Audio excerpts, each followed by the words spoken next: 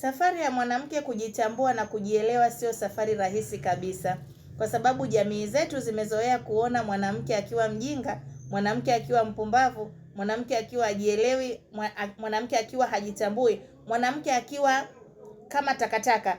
Kwa hiyo sasa inapotokea wewe unaanza kujitambua na kujielewa, hakuna atakaye kuelewa. Yaani utajikuta hata unatengwa na kila mtu. Mwanaume anaweza kusimama kwenye jamii hiyo hiyo akasema sifa za mwanamke anayemtaka na akapigiwa makofi. Lakini we mtoto wa kike ukisimama na ukasema vile unavyojisikia mwanaume unayemtaka, responsible guy, mwanaume ambaye anajitambua, mwanaume ambaye hata kuwa wanaume wa kulialia, mwanaume wa kutia huruma umtaki, ukimaliza hapo utaanza kuambiwa wewe ni mwanamke malaya, wewe ni muhuni, hauna maana, umeshaharibiwa, wewe ni shetani, utaitwa majina yote. Kwa hiyo mdada, unapoanza kujifanyia kazi kuwa mwanamke unayejitambua, mwanamke ambaye unajielewa, mwanamke mwenye msimamo, mwanamke mwenye mipaka na maisha yako, usiogope maneno.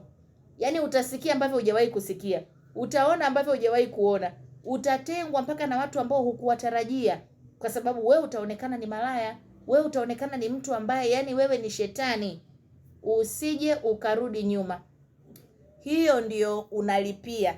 Yaani hayo matokeo hayo unayoyaona, kuachwa, kutengwa kwa sababu wewe umeamua kujitambua, ndio unalipia gharama za wewe kuwa mwanamke mwenye msimamo, kufikia malengo yako. Kwa hiyo usiogope, mtu asikutishe.